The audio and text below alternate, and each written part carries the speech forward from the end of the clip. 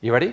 Okay, we're going to go. So here we are. You've New York City, 2017. There's a new president in power and shockwaves rippling around the world. What on earth is happening? I think the basic thing that happens is that we have lost our story. Humans think in stories, and we try to make sense of the world by telling stories. And for the last few decades, we had a very simple and very attractive story about what's happening in the world. And the story said that, what's happening is that the economy is being globalized, politics is being liberalized, and the combination of the two will create paradise on earth. And we just need to keep on globalizing the economy and liberalizing the political system, and everything will be wonderful. And 2016 is the moment when a very large segment, even of the Western world, stopped believing in this story. For good or bad reason, doesn't matter. People stopped believing in the story. And when you don't have a story, you don't understand what's happening. I mean, part of you believes that that story was actually a very effective story. It worked. To some extent, yes. I mean, according to some measurements, we are now in the best time ever for humankind. Today, for the first time in history, more people die from eating too much than from eating too little, which is an amazing achievement. Also, for the first time in history, more people die from old age than from infectious diseases. And violence is also down. For the first time in history, more people commit suicide than are killed by crime and terrorism and war put together. Statistically, you are your own worst enemy. At least from all the people in the world, you're most likely to be killed by yourself. Which is, again, very good news compared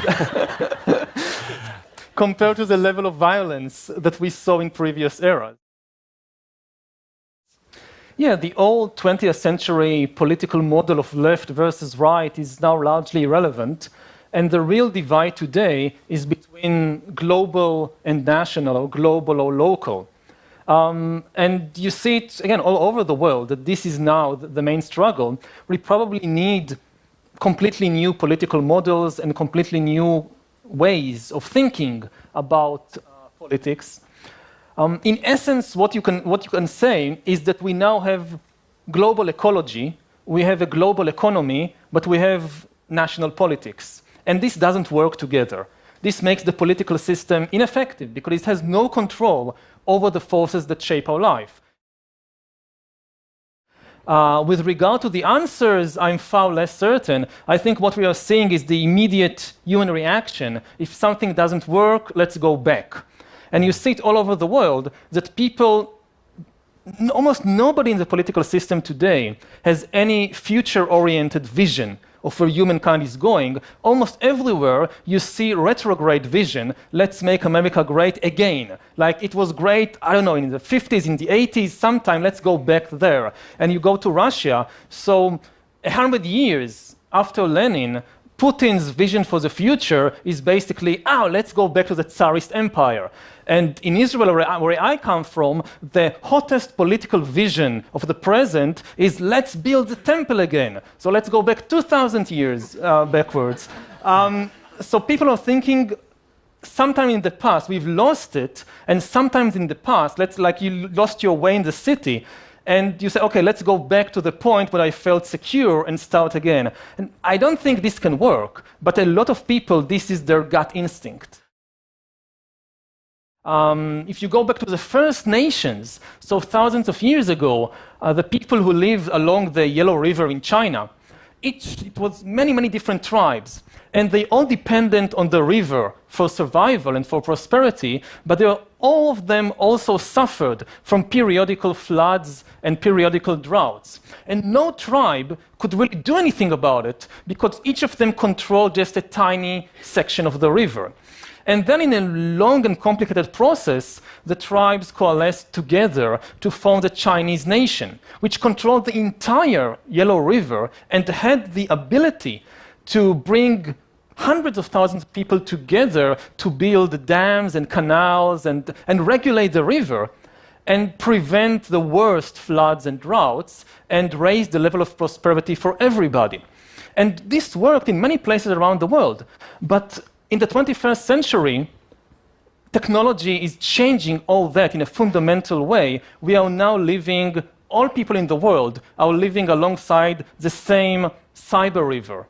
And no single nation can regulate this river by itself. We are all living together in a single planet, which is threatened by our own actions. And if you don't have some kind of global cooperation, nationalism just is not on the right level to tackle the problems of whether it's climate change or whether it's technological disruption.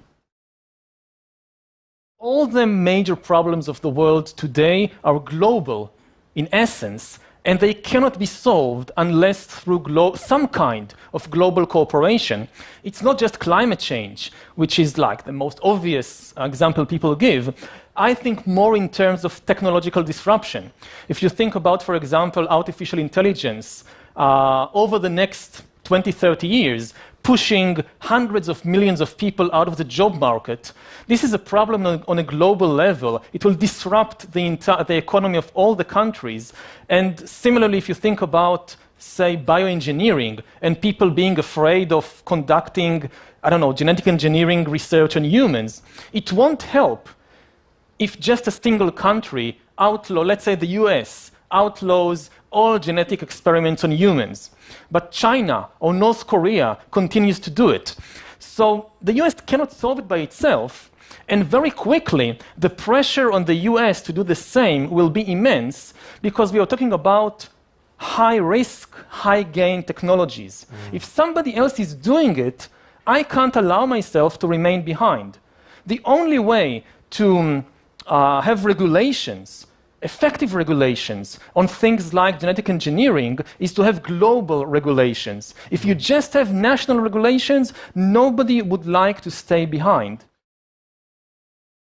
I don't know about the present, but looking to the future, it's not the Mexicans or Chinese who will take the jobs from the people in Pennsylvania. It's the robots and algorithms. So unless you plan to build a big wall on the border of California, the wall on the border with Mexico is going to be very ineffective. And I was struck when I watched the debates before the elections. I was struck that certainly Trump did not even attempt to frighten people by saying the robots will take your jobs. Now, even if it's not true, it doesn't matter. It could have extremely effective way of frightening people and galvanizing people. The robots will take your jobs. And nobody used that line. And it made me afraid, because it meant that no matter what happens in universities and laboratories, and there is already an intense debate about it, but in the mainstream political system and among the general public, people are just unaware that there could be an immense technological disruption, not in 200 years, but in 10, 20, 30 years. And we have to do something about it now, partly because most of what we teach children today in school or in college is going to be completely irrelevant to the job market of 2040, 2050. So it's not something we'll need to think about in 2040. We need to think today what to teach the young people. What we see now in the world is authority shifting away from humans to algorithms. More and more decisions about personal lives, about economic matters, about political matters is actually being taken by algorithms. If you ask the bank for a loan, chances are your fate is decided by an algorithm, not by a human being. And the general impression is that maybe Homo sapiens just lost it. The world is so complicated. There is so much data. Things are changing so fast that this thing that evolved on the African savanna tens of thousands of years ago to cope with a particular environment, a particular volume of information and data, it just can't handle the realities of the 21st century.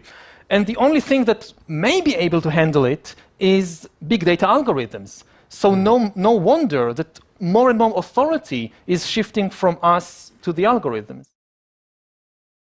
Yeah, I think with climate change, at first sight, it's quite surprising that there is a very close correlation between nationalism and climate change. I mean, almost always the people who deny climate change are nationalists. And at first sight, you think, why? What's the connection? Why don't you have socialists denying climate change?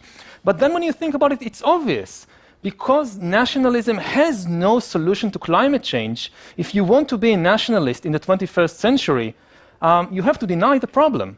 If you accept the reality of the problem, then you must accept that, yes, there is still room in the world for patriotism, there is still room in the world for having special loyalties and obligations towards your own people, towards your own country. I don't think anybody's really thinking of abolishing that. But in order to confront climate change, we need additional loyalties and commitments to a level beyond the nation. And it should not be impossible, because people can have several layers of loyalty. You can be loyal to your family, and to your community, and to your nation. So why can't you be also loyal to humankind as a whole? Of course, there are occasions when it becomes difficult, what to put first, but life is difficult, handle it. It starts with the body itself. The feelings that people today have of alienation and loneliness and not finding their place in the world, I would think that the chief problem is not global capitalism. The chief problem is that over the last 100 years, people have been becoming disembodied, have been distancing themselves from their body. As a hunter-gatherer or even as a peasant, to survive, you need to be constantly in touch with your body and with your senses every moment. If you go to the forest to look for mushrooms and you don't pay attention to what you hear, to what you smell, to what you taste, you're dead. So you must be very connected. In the last 100 years, people are losing their ability to be in touch with their body and their senses, to hear, to smell, to feel. More and more attention goes to screens, to what is happening elsewhere some other time. This, I think, is the deep reason for the feelings of alienation and loneliness and so forth. And therefore, part of the solution is not to bring back some mass nationalism, but also to reconnect with our own bodies. And if you're back in touch with your body, you'll feel much more at home in the world also.